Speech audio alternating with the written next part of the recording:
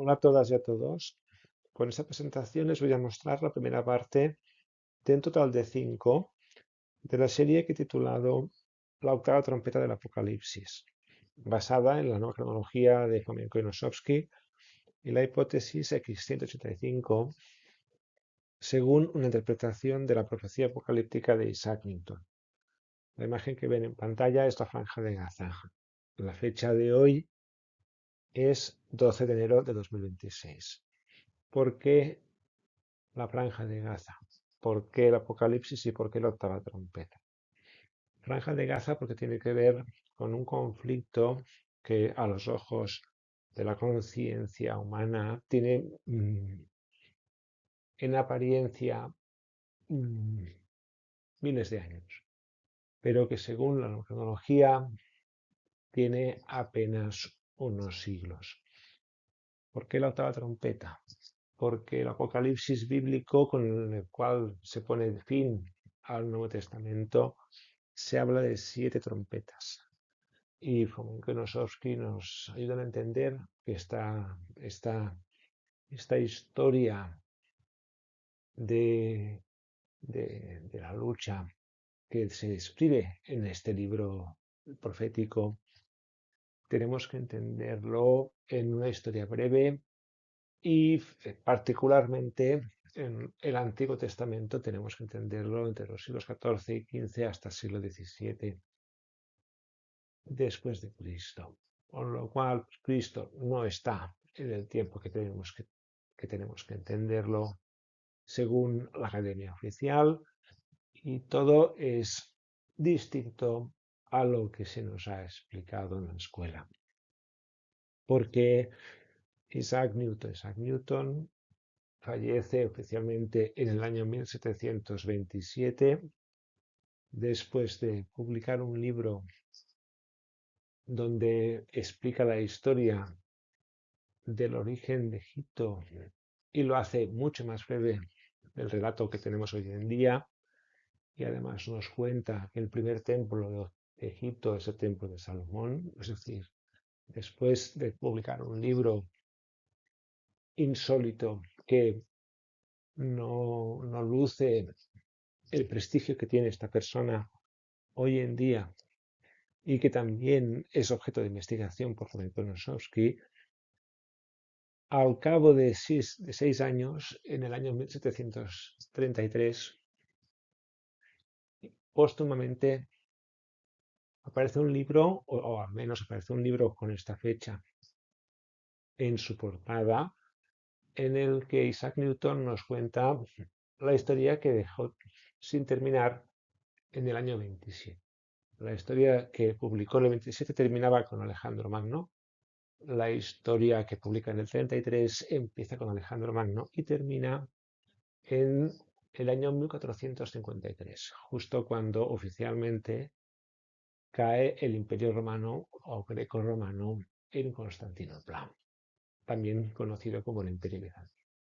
Y nos dice cómo tenemos que entender cada una de las trompetas. Trompetas como episodios históricos, la última de las cuales es la sexta. Con lo cual, Isaac Newton no nos da cuenta de la séptima trompeta, que según esta reconstrucción que él nos propone, parece que nos está diciendo que tiene que ver con la colonización iniciada por Cristóbal Colón y también Bartolomé Díaz, por parte de Castilla y Aragón, por un lado, y Portugal por el otro. Continuamos.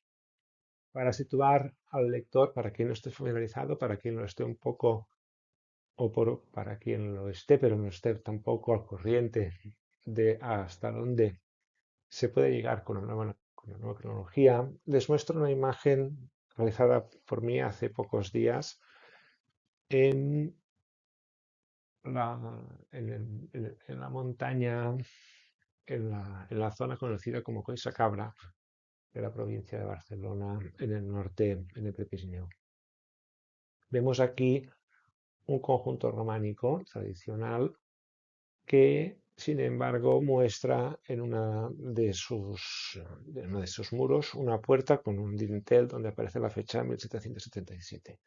¿Qué quiero representar aquí? Quiero representar para los catalanes, para los,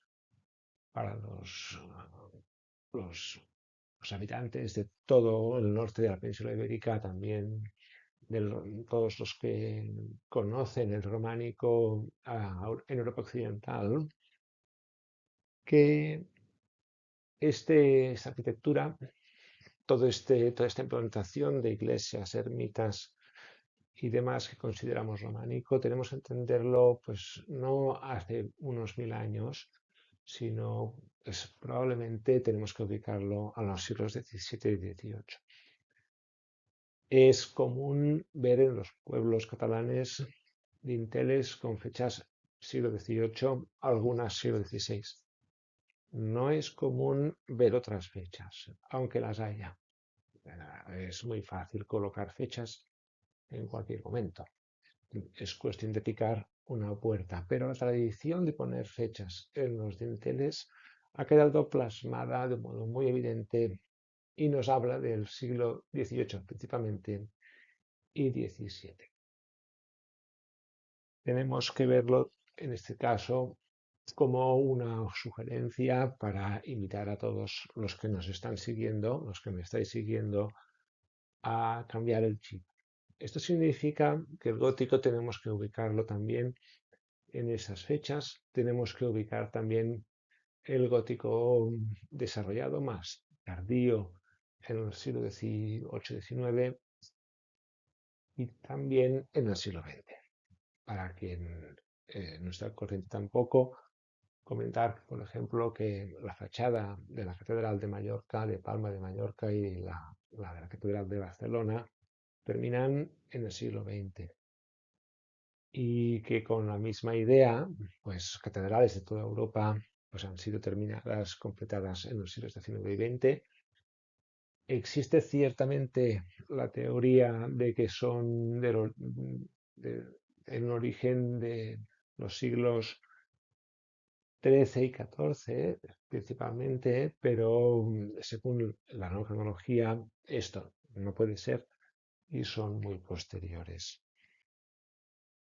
En esta diapositiva vemos un trabajo elaborado por Fomenko y Nosovsky. En el año 2011 se dirigen a Occitania, en lo que hoy en día se conoce como el sur de Francia, que es un ámbito que abarca desde las tierras provenzales hasta las tierras gasconas del norte de los Pirineos, hasta las puertas o a medio camino hasta París, pero que también se extendió, según la historia, más allá de los Pirineos, más al sur. ¿Qué vemos aquí? Vemos lo que es la cruz original. Una cruz que, si nos fijamos en la imagen superior izquierda, esta imagen está en Carcassonne, es una fotografía realizada en el Museo Cátaro. Vemos cómo hay distintas maneras de representarla. Una cruz, todas ellas en un espacio circular. Una cruz que también se ve como cruz catalán en la parte superior derecha de un modo más detallado. Una cruz que nos recuerda a todos la cruz patada que asociamos a la orden del templo Salomón de los templarios. Pero Fomenko y Nosovsky nos dicen, esta cruz también existe en Rusia. Aquí vemos la cruz ortodoxa rusa de 1458 en Rostov en la parte inferior izquierda. Como veis, es una cruz muy similar. Y también nos dice que esta cruz también existe en Irlanda y también en Escocia. En Irlanda, en Rusia, en las tierras cátaras, existe una cruz que, según Fomenko Nosovsky, es una cruz que enlaza todos esos pueblos con lo que él entiende pueblos escita. Los escitas, en un momento de la historia, parece ser que penetran en Europa occidental y se extienden hacia, por ejemplo, Escocia. Escocia, Escitia, Escitas, representa, pues, es la hipótesis que se plantea el mismo pueblo. Y también el pueblo cátaro. Los cátaros son los házaros. Házaros, cázaros son el mismo nombre. También valga decir que lo que es la tierra occitana se conoce en su época como Gotia, tierra de los godos, cuando hay otra tierra originaria que es Gotia. La repetición de nombres es muy frecuente. Iberia tenemos también en Georgia el reino de Iberia y la península también dará por nombre Iberia, la península ibérica. Aparte de Gotia, que tenemos parte de Gotia en las tierras de Crimea y Ucrania y del Volga, que son antiguas, de donde vienen los godos, y la Gotia occitana. Pero también tenemos Galicia. Galicia es la franja que se ubica y se entiende como Transilvania, Hungría y parte de Ucrania. Y también una Galicia, tenemos todos claro que está en el Atlántico, en tierras portuguesas. Portugal nos habla también de los galos, Gal, Galicia, Portugal, Galia, y también aquí nos aparece como supuesto de investigación Gales, que también se puede leer como Gales. Bien, esta cruz, según la nueva cronología y según como lo planteo yo, nos habla de los 4 puntos cardinales y tiene que ver con la autoridad de un proyecto, de una expansión relacionada con una persona ungida, que significa Cristo. Y en el centro de la imagen vemos el Cristo con su cruz que ilumina todo el círculo que lo rodea, que se entiende como el mundo entero, y se encuentra en el Kremlin de Moscú. Luego, esta bola, este espacio, esta cruz con esta forma circular, también tendrá otras formas más adelante, como por ejemplo la típica escena donde se ve el niño Jesús con una mano sosteniendo una bola con una cruz. Es decir, en este momento se plantea desde este punto de vista que la cruz como martirio no es el origen cristiano que todos tenemos en mente, sino que la cruz en origen es algo distinto a un martirio, que es también un espacio común entre el que será el pueblo judío y el que será el pueblo cristiano. Es decir, hay como un precristianismo y un prejudaísmo que comparten esta cruz. Y esto nos permite, por ejemplo, entender de otra manera por qué la orden de los templarios se refiere a Salomón siendo una orden eminentemente cristiana y Salomón un emblema eminentemente judío. Podría haberse llamado la orden de San Juan Bautista, que también existió, o la orden de Cristo, pero se llamó de Salomón. Bien, pues esto, la nueva cronología nos ayuda mucho a entenderlo. ¿En qué fechas nos dice Fomenko Nosowski que tenemos que entender el episodio cátaro? Pues llegan a partir del siglo XIV y entran en conflictos, son arrasados, son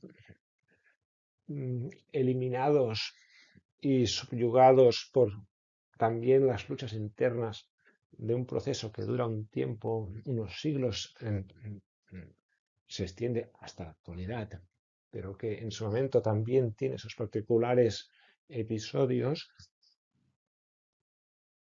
Y la cruzada cátara, que todos tenemos situada en el siglo XIII oficial, según Fomenko Nosowski, tenemos que ubicarla entre los siglos XVI y XVII después de Cristo. Continuamos. En esta diapositiva vemos a mano derecha gráficos realizados en papel en los años 70 del siglo XX por Anatoly Fomenko. ¿Qué nos representa en estos gráficos? Nos representa pues la escala del tiempo, es decir, por un lado de izquierda a derecha el paso del tiempo, por otro lado en franjas horizontales historias. Por una parte está la historia de los babilonios, por otro lado, por ejemplo, griegos, por otro romanos, etcétera.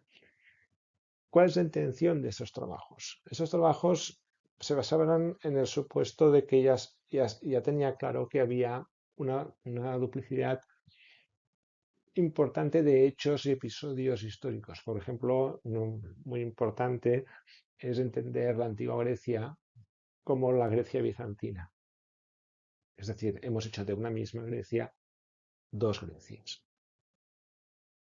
Ese trabajo lo realizó a mano, con datos, con libros. Todavía no existía el ordenador portátil y fue un trabajo arduo que lo llevó a crear pues, las primeras teorizaciones y las primeras representaciones esquemáticas de esas duplicidades basadas por ejemplo, secuencias del tipo años de gobierno, años de paz, guerras, naturaleza de las guerras, conflictos dinásticos, traiciones, episodios singulares, grandes protagonistas, que con distintos nombres en distintos lugares, en distintas fechas, se repiten, ¿vale? Junto con otros trabajos. Ese trabajo empezó, de hecho, en la década de 1920, cuando Lenin y Stalin y tuvo por protagonista, por iniciador, otro científico ruso llamado Alexander Monosov, que fue el primero en identificar las duplicidades y también los errores de las dataciones de los eclipses antiguos. ¿Vale?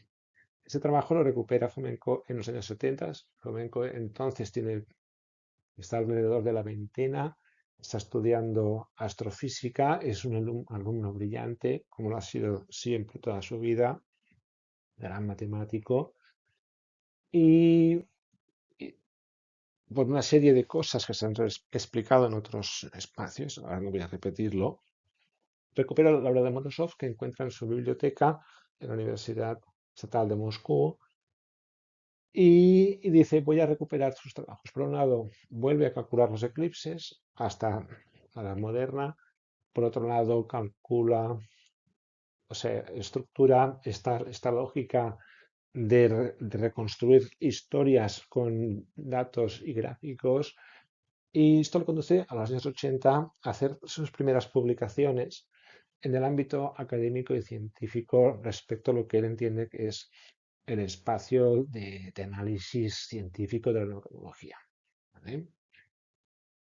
Hasta los años 90 no empieza su divulgación para el público general, coincidiendo en Rusia con el fin de la Unión Soviética una cierta apertura, digamos, comercial, y es entonces cuando publican los primeros libros.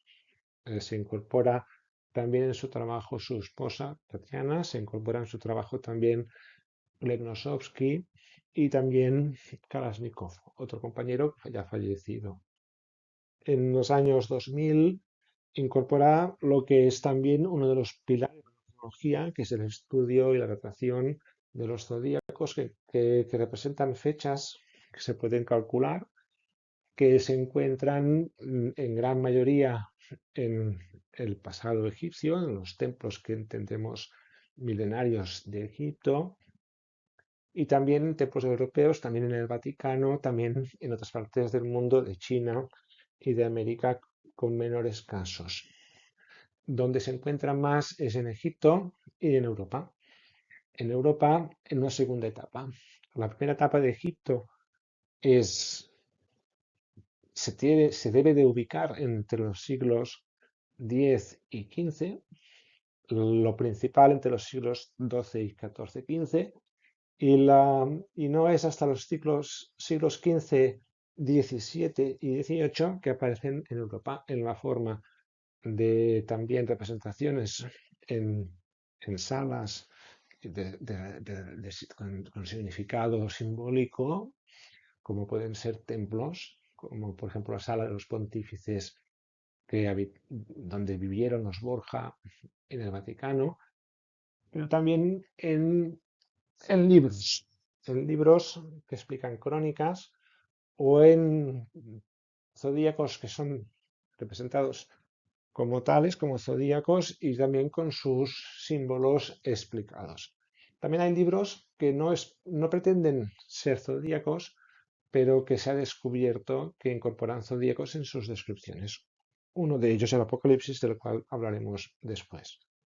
¿Qué más? Decía, en la década de los 2000 estamos en un espacio temporal cercano a la actualidad. Incorpora el espacio del análisis de los zodíacos. También incorpora en ese momento una cierta popularidad y esto lo conduce a dos grandes producciones. Una, lo que es la enciclopedia principal de la nueva cronología, formada por 7 volúmenes que Fomenko y Nosovsky han ido actualizando a lo largo del tiempo. Una gran recopilación que se puede comprar también en lengua inglesa por internet. Y por otro lado, una serie televisiva realizada en Rusia, que es un punto culminante de su trabajo. Pero interesante, cosas a saber. No es hasta el año 2012 que Fomenko y Nosovsky publican el primer libro donde intentan reconstruir la historia.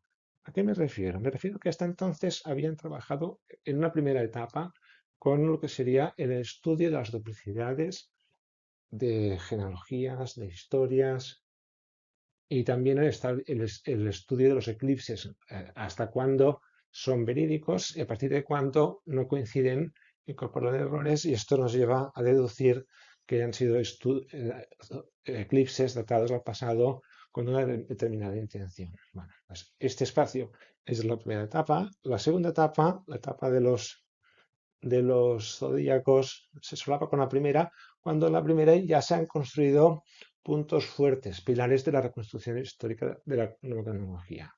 Es decir, la parte que aporta inicialmente la Fomenko-Nosovsky es el espacio de métodos, después el espacio de zodíacos y la historia se ha ido construyendo poquito a poquito. Pero un relato histórico donde se explica la historia tiene que haber ido más o menos así. Esto, como un proyecto específico, no se publica hasta el 2012 y no se publica tampoco de modo completo. Se organiza por siglos. Mira, aquí tenemos siglos XII, por ejemplo. ¿Qué sabemos o qué ubicamos en el siglo XII? Ubicamos esto, esto y esto. Aquí hay un zodíaco, aquí hay una lógica estadística. Esto lo vemos en el siglo XII y esto nos permite especular, proponer que ha pasado o ha sucedido tal cosa. Lo mismo para el XIII, para el XIV, así sucesivamente. Es decir, hasta el siglo XII no hay una primera reconstrucción y curiosamente el espacio que cuesta más de entender, el espacio donde encuentra más dificultades la nueva cronología es precisamente en la historia. Es decir, aceptar, entender la bondad, la lógica de los métodos es una cosa, pero decir que esto implica que la historia está dilatada y la explicación que se le da de que la reconstrucción es esta o esta otra, esto es lo que crea más controversia. ¿Vale? Bueno, pues esto es importante. ¿Por qué es importante? En el 2014 es cuando yo, por ejemplo, tomo el relevo de ese trabajo, es decir, me llega a mí aquí en Barcelona y es cuando contacto con los matemáticos de Moscú. Les digo, esa historia que vosotros veis, que es tártara, que es gótica, que es cátara, que tiene que ver también, nos queda muy cerca con los catalanes, el occitano y el catalán son lenguas hermanas, en la Edad Media no se diferenciaban, digamos, de modo claro entre el occitano y el catalán. Tiene pues también un origen curioso, y es que los sarracenos, cuando llegan que llegan después de los visigodos según la historia oficial, los sarracenos vienen de la mano de Moisés el Omeya, que también viene de Egipto, y vienen también los judíos de Babilonia, descendientes del rey David. Les digo, ¿esto es historia bíblica? Me dicen, claro. Bueno, pues a partir de ahí empiezo a trabajar. Y ellos me delegan la confianza en trabajar este espacio judío, gótico, románico, sarraceno, también carolingio, del origen de la historia bíblica de Europa. Una historia que tiene que ver con las monarquías de Occidente, es decir, todo ese conjunto de poderes que se encuentran en Toulouse, en Barcelona, en Toledo, también en Marsella, en París, esas de este centro donde encontramos nosotros el latín. También pues hay una historia de alrededor de Carlomagno, de los condes, de las marcas, no solamente la marca hispánica, sino la marca germánica, la marca danesa, Dinamarca, y la marca italiana, que se ubica en la Toscana, que marcan lo que sería el origen como un particular origen de las naciones de Europa. ¿Vale? Bueno, pues este espacio empiezo a trabajarlo en el 2014, apenas hace 11 años. En el 17 les propongo pues una pequeña variante de su trabajo.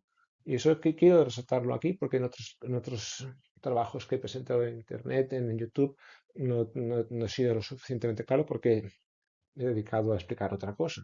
Pero ahora me propongo explicarlo de un modo más ameno también y más claro. Explico que el trabajo de la tecnología, el espacio científico, a mí me da particulares diferencias, puntuales diferencias en la reconstrucción de la historia. Desde ese momento, Fomenko y Nosovsky adoptan pues una posición. Dicen, mira, lo que nosotros decimos como reconstrucción histórica, que podemos estar equivocados, por supuesto, lo vamos a denominar nueva cronología de Fomenko y Nosovsky. Y es así como actualmente aparece en su web. Pero entonces esa denominación no era como tal. Y yo cuando hablo de mi aporte en base a esta pequeña diferencia de la reconstrucción de la historia, de la que hablaremos en la siguiente parte, en el segundo episodio de esta serie, yo me identifico como hipótesis X185 o cronología X185. Es una hipótesis, las dos son hipótesis. Y hablaremos en el siguiente capítulo.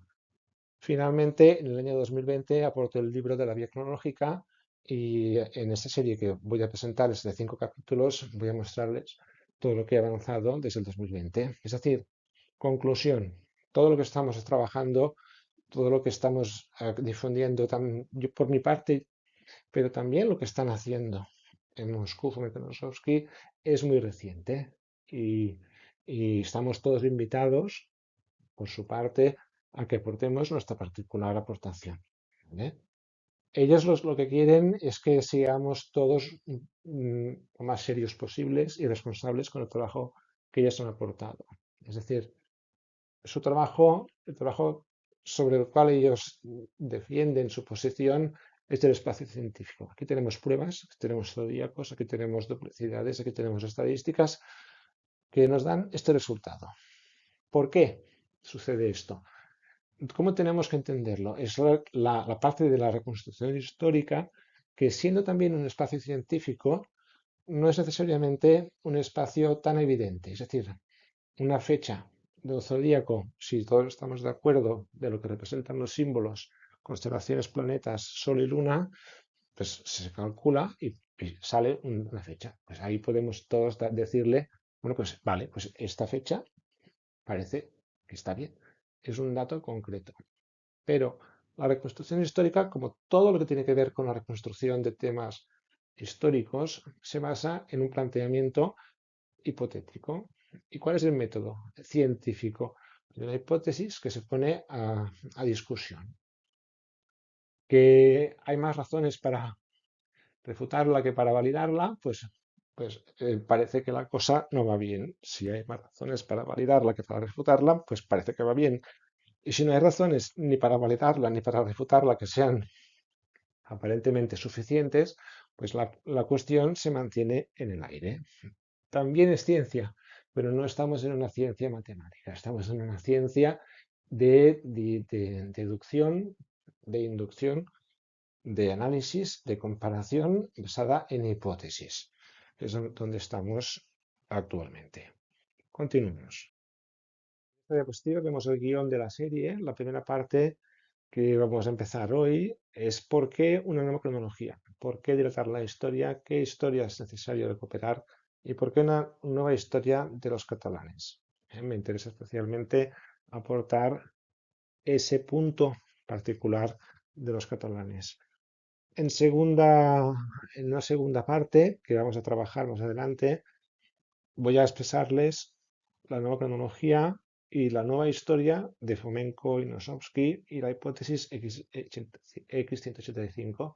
Mostrarles qué dice una en tanto ciencia, qué dice en tanto reconstrucción y qué dice la otra en tanto reconstrucción y qué aporta en tanto método y análisis. ¿Mm?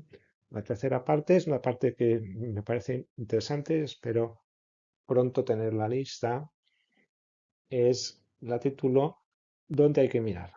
El Apocalipsis. ¿Qué me propongo aquí? Me propongo explicar el Apocalipsis y contrastar los hechos que nos permiten interpretar el Apocalipsis para luego analizar el Apocalipsis bíblico en sí, un libro increíble, un libro donde nos habla de muchas cosas, pero no nos pone ni fechas ni nombres, está hecho adrede, es decir, nos explica algo, pero no nos ayuda para ubicarnos en el tiempo ni en los protagonistas. Y finalmente aportaré al dato que nos da Newton. Newton nos aporta fechas con una historia oficial y nos da nombres. Pero también nos dice, eso que en el Apocalipsis bíblico se llama tal bestia, aquí en la historia que yo os digo que es la cierta, tenemos que entenderlo como tal personaje en tales años. ¿Vale? También un libro de Newton que está lleno de curiosidades. En tanto, por un lado, es un libro, un trabajo muy escrupuloso, muy bien elaborado, pero por otro lado está lleno de situaciones ambiguas que también nos invitan, tal como se entiende, tal como lo entiendo, a decir, aquí nos está diciendo cómo tenemos que interpretarlo. ¿Vale? Partimos de la base de que el supuesto principal es que la historia real es artificial. Por ejemplo, un detalle del cual hablaré, pero avanzo también para que se entienda lo que estoy diciendo. Newton nos dice, esta es la historia apocalíptica, pero los años proféticos son los últimos. ¿Vale? ¿Qué nos está diciendo? Bueno, que cada cual interprete lo que quiera. Ya hablaremos en todo caso de cómo lo resuelvo. Sobre el siguiente capítulo, que titulo El rastro documental, me refiero, aporto aquí un análisis de todo el trabajo de análisis de documentos con las familias que he sido capaz de estructurar y aporto también documentos que no son inéditos, son sencillamente documentos que he ido incorporando en mi trabajo, que nos ayudan a comprender también historias que requieren ser reinterpretadas también en su significado en el tiempo y nos hablan de documentos que han quedado traspapelados, que han sobrevivido a la censura, a la quema de libros y que han quedado, digamos, sin editar, pero de los cuales los manuscritos originales han sobrevivido y nos hablan de otra historia. Eso también creo que es divertido y creo que también puede llamar la atención. Os invito a todos a que también pues, lo visualicéis cuando se publique. El último capítulo es un capítulo que tengo especial interés en explicar aquí, que es cómo entender los hechos desde Cristóbal Colón hasta la actualidad. ¿Por qué? Porque como os decía Newton, nos habla de la historia bíblica, apocalíptica, entendida desde Alejandro Magno hasta los previos de Colón. Yo lo que voy a leeros aquí es desde Colón hasta la actualidad, pero ya con una lectura de reconstrucción histórica en la forma que he sido capaz de entenderlo. ¿Vale? Continuamos. Empecemos pues ahora sí por la primera parte. ¿Por qué una nueva cronología? Porque la historia humana, tal como la planteó hasta Charles Darwin, siglo XIX, quiere explicar una idea del pasado desde el origen de los tiempos, cuando todavía no es consciente de dónde ubicar el origen. Ahora todos tenemos claro que el origen está pues miles y miles de millones de años atrás. Cuando el Big Bang, ahora ya tenemos dudas de si fue un Big Bang o qué fue. Pero hasta el siglo XIX y XX, este origen se entendía como de 4, 5, 6.000, 7.000 años, o 8. Es decir, un espacio que ahora nos puede resultar en apariencia como muy ridículo. ¿Vale? Pero en ese momento era lo que se entendía como un tiempo suficientemente lejano como para entender que Dios creó entonces el mundo. Bien, en ese momento, antes de Darwin, había una idea del pasado. Teníamos un pasado. El pasado eran babilonios, eran asirios, eran griegos, eran romanos, eran egipcios, eran persas, eran chinos, ¿vale? Pero teníamos una información breve. Ese es el planteamiento, ¿vale? Lo que hicimos fue intentar rellenarlo con esos 5, 6, 7, 8.000 años que pues, nos pusimos todos de acuerdo que era el calendario que teníamos que seguir. ¿Eh? Es decir, hicimos pues, un esfuerzo para que Dios estuviese presente, fuese protagonista, también fuese testimonio de la historia humana desde la creación hasta el presente. Cuando se hizo esto, lo que se, lo que se trabajó fue la construcción de un pasado dilatado. Es decir, ¿para qué? Para mitificar el pasado.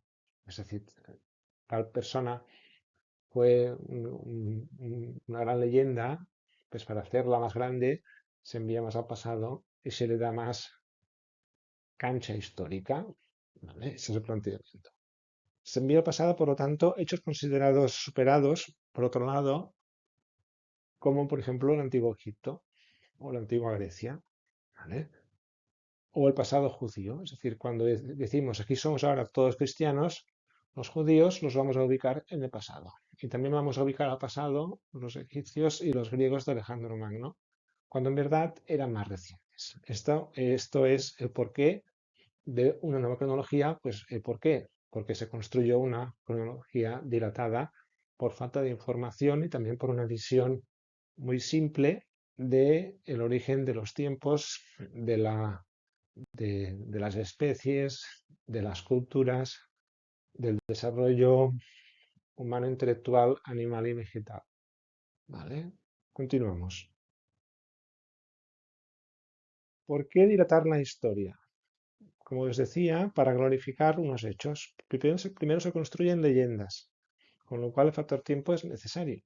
Pero una leyenda, tienes que decir, hace mucho tiempo apareció en el mundo, pues tal persona hizo tal gesta tan importante y eso pues significó pues una etapa, una era de la historia. ¿Vale? ¿Qué sucedió? De modo que se plantea aquí, que se empezó a trabajar un lenguaje profético. Por ejemplo, tal persona dijo antes que viniese Alejandro Magno que vendría un rey del norte y vencería a los babilonios. Después viene Alejandro Magno y aquí nos da un espacio de especulación. Esta profecía se cumplió con Alejandro Magno. También, igual que se anunció la venida de Jesús por varios, digamos, profetas. ¿Fue realmente cierto si esta profecía fue anterior a Jesús o fue posterior a Jesús y se añadió en los libros de historia? El planteamiento que aquí se da es que todo esto ha sido claramente añadido. ¿Vale? ¿Para qué? Para hacer creer que existe un destino. Y si tú te crees que existe este destino y que detrás de este destino hay un Dios, te quedas maravillado con el Dios y con los hechos del destino. ¿Vale? Y así le das autoridad a quienes defienden este libro. ¿Vale? Pero lo que ocurrió realmente es que se trató de una manipulación. La historia real que se quiere contar, escrita en clave profética en el siglo XVIII, que es la última versión que nos ha llegado en el libro del Apocalipsis bíblico, no tiene 5 o 7 mil años, sino solamente unos pocos siglos. ¿Qué historia hay que recuperar entonces? Como aquí se plantea la lucha real de los pueblos nómadas del norte contra los sedentarios del sur, que se extiende a este y oeste, y la creación de los símbolos y leyendas asociados. Todo fue mucho menos lejano, mítico y apasionante de lo que transmite el relato oficial, y mucho más reciente, humano y vulgar. La última gran obra, el nacimiento, el martirio y la resurrección de Cristo. En este espacio difiero de la reconstrucción histórica de Anatoly Fomenko alrededor de los hechos de Andrónico Comneno, que sí que reconozco, que sí que entiendo, que sí que nos está informando de una historia que tiene que ver con Constantinopla, de una historia que tiene que ver con el poder griego, también en el poder imperial, pero que no tiene por qué ser necesariamente la historia real de Cristo. Para que, para quien no esté a corriente, Andrónico fue una persona, el Andrónico histórico fue una persona, digamos, que se ganó la enemistad de muchos de sus seguidores, de sus contemporáneos, en tanto, pues fue, fue muy violento y a modo de curiosidad, también es en cierto modo un reflejo, una copia de Genghis Khan. ¿Por qué? Porque tal y como se ve en esta imagen, en este dibujo que vemos en pantalla a mano derecha, este dibujo representa a Andrónico Comneno yendo a buscar el apoyo del rey de Galicia cuando Galicia era Transilvania, Ucrania y Hungría. ¿Qué fue a buscar? Fue a buscar su apoyo para combatir, digamos, los contendientes en el imperio griego. ¿Vale? ¿Qué tiene que ver con Genghis Khan? Tiene que ver con que Genghis Khan envió a sus hijos desde esa tierra hasta penetrar en Europa y también es en esa época donde se construye la Horda de Oro rusa por Batu Khan. ¿Vale? Es decir, Batu Khan, Antonio Comneno, son también em, personajes asimilables. Cosas interesantes también a saber. La historia, por otro lado, en otras crónicas, nos dice que de esta tierra que aquí se llama Galicia, vienen los hunos, los visigodos, los alanos, etcétera, hacia lo que es las puertas de Occidente. Bien, bueno, todo esto es la historia de la que yo os estoy hablando y la que quiero recuperar. También voy a hablar de la historia de Andrónico Comneno, del Andrónico que nos dice la historia, del Andrónico que nos dice Cristo según Fomenko y Nosovsky, y del Andrónico que yo soy capaz de ver siguiendo también mi particular razonamiento. ¿Vale? ¿Qué más? Existió la razón de un Cristo. Eso sí que lo mantengo. Enviado al pasado, reconstruida artificialmente, pero el original, el Cristo original, fue otra persona humana, igual que lo fue Andrónico, pero en este caso yo le veo a Genghis Khan por razones poderosas que luego voy a comentar. ¿Vale? Pero no queremos aceptarlo. Si tenemos que elegir entre las dos historias, elegimos la más agradable, la que dice que Jesús existió y es el Jesús del Nuevo Testamento. No es Andrónico ni es Genghis Khan. Eso es lo que hacemos todos por sistema. Y también se puede comprender. Pero es también una manera muy poderosa de entender la manipulable condición humana y de llenarse de razones para mejorarla. Por eso estoy aquí yo también mostrándoos todo este trabajo para quien esté interesado en darle seguimiento. Finalmente, ¿por qué una nueva historia de los catalanes? Por muchas razones. La primera, Cataluña no tiene 50 condes de Barcelona hasta Carlos III, siglo XVIII, sino a lo sumo unos 7 u 8 entendidos como condes principales. Es decir, aquí estoy descontando pequeñas rencillas entre aspirantes a conde, en tanto, pues en pocos años hubo 3 condes. Dejados estos espacios al margen de la reconstrucción, grandes condes que viven y gobiernan durante 20, 30 años o 40, pues tenemos que contar pues, que hubo pues, a lo mejor 7 u 8. Pueden ser 9 también, pueden ser 10, pero yo me atrevo a aventurar que hablamos de 7 u 8. Todas estas historias del pasado, que también es castellano, que también es leonés, de Alfonsos, de Ramóns, de Ramans, que hay hasta uno, 2, 3, 4, 5 con el mismo nombre, pues en verdad todo esto es una manera poco imaginativa de, digamos, reconstruir la historia a base de duplicidades y de pequeñas biografías. Cada uno de estos condes, cada uno de estos sultanes, de estos califas, de estos reyes, son, se basan en breves biografías de las que hemos hecho una enciclopedia. Continuamos. El origen de la Edad Media es bíblico. Esto es Fomenko y Nosowski, que yo también me sumo a este planteamiento. En la Occitania, como ya hemos comentado, donde los siglos 8 y 9 tenemos que entenderlos entre los siglos 14 y 15. Y eso lo compartimos tanto yo como Fomenko y Nosowski. Es decir, Fomenko y Nosowski dicen el Cristo que tenemos reflejado de un modo visceral en Andrónico Comneno en el siglo XII, Andrónico Comneno lo ve en el XII, perdón, Fomenko lo ve en el XII,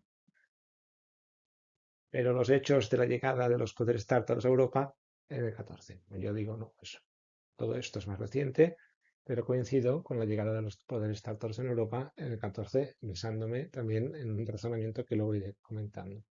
Tercer punto, el traslado de los poderes cristianos de Jerusalén de Oriente a Roma tiene sello napolitano, provenzal y catalán también húngaro, ¿vale? Es decir, tiene que ver también con el proyecto de María Magdalena. ¿eh? No sé si tenéis conocimiento o no, pero en la Edad Media, en tiempos de Carlos de Anjou, el rey de Aragón, por las luchas de Sicilia y Nápoles, que terminan en el siglo XV cuando los reyes católicos, los Anjou primero y luego los reyes de Aragón son considerados reyes de Jerusalén. Unos poderes que también son los poderes de Hungría. Toda esta historia es una historia muy difícil de entender. Tanto es así que nadie le dedica demasiado tiempo porque no hay, digamos, un consenso al respecto. Parece un poco una fantasía o ciencia ficción. Hay quien dice, no, pero sí que ya lo dice. ¿Pero qué dice? Que es que compró el reino. Pero ¿por qué compras un reino? ¿Y por qué este reino es tan llamativo como el de Jerusalén? Bueno, pues esta historia también vamos a reconstruirla hasta allí donde he sido capaz de llegar en base a documentos, a documentos históricos que he localizado y también en base a una reflexión paralela. ¿Qué más? La titularidad del Reino de Jerusalén, este tal rey de Aragón, desde tiempos de Fernando el Católico, le proviene de Bizancio y Narbona. Es decir, aquí ya aportó una primera pista. El rey de Jerusalén de Nápoles, ¿de dónde viene? En verdad, viene de Bizancio, ¿m? Del linaje, de lo que sería el linaje imperial que se traslada a la Casa Real española, aragonesa, castellana, etcétera, y catalana. ¿m? También portuguesa. ¿m? Pero también viene de Narbona. ¿Por qué de Narbona? Porque es en Narbona, entre Toulouse y Montpellier y Barcelona, ese triángulo Toulouse, Montpellier, Barcelona, en medio está el Perpiñán y Narbona, pues Narbona es donde se reconoce que se implantaron los judíos provenientes de Babilonia, descendientes de los de David, en tiempos de Carlomagno.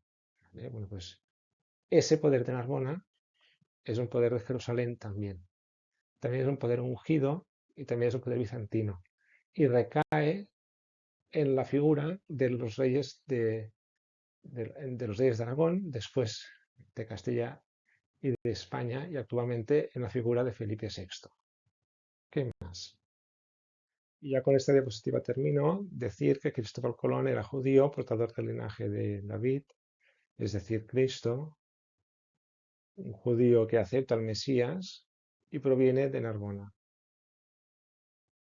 Colón y Ramón Llull, que la historia oficial ubica en siglos distintos, Ramón Llull alrededor de 1300, Colón alrededor del 1500, en verdad tenemos que entenderlos como contemporáneos. Valga decir que Ramón Llull dejó escrito que la Tierra era redonda, que más allá del Atlántico había otro continente, o había tierras, y que un navegante apellidado Colón le salvó la vida. ¿Vale? Es decir, ¿fueron realmente contemporáneos? Sí, no. ¿Por qué la historia oficial los ha separado 2 siglos? De esto hablaremos más adelante. Por otro lado, el inicio de la colonización transatlántica hace de los catalanes protagonistas. Y este episodio tiene lugar antes de los hechos de 1714. 1714 es cuando los catalanes son vencidos en Barcelona y a partir de esta fecha, cuando los catalanes son desterrados al olvido histórico. ¿Vale? Esto no es un ejercicio de catalanismo por mi parte, por ser catalán, sino es una consecuencia del análisis de la nueva cronología. ¿Vale? Como que te dice que Colón, los hechos de la colonización europea, tenemos que entenderlos desde mediados del siglo XVII, es decir, 150 años o más después de lo que nos ubica la historia oficial. ¿Vale? Y según los trabajos que también Fomenko ha trabajado y con los que yo también he colaborado, que son los mapas encontrados fuera de las bibliotecas españolas de las primeras décadas de la colonización de América, aparece allí el emblema mayoritario catalán y aragonés, y el emblema castellano-leonés es absolutamente residual. Bueno, sin entrar en una discusión de si catalanes sí, catalanes no, españoles sí, españoles no.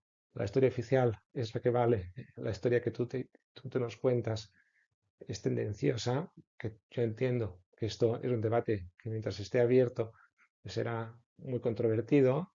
Yo voy a explicaros tal y como lo tengo reconstruido con toda mi buena voluntad. ¿Vale? Y finalmente indicar, con esto termino el primer capítulo de esta serie, el origen de la expansión de la corona de Aragón y de Castilla por América y también de Portugal es griego, de cuando Bizancio se rearma en Occidente. ¿Por qué llego a esta conclusión? De esto vamos a hablar más adelante. Seguimos.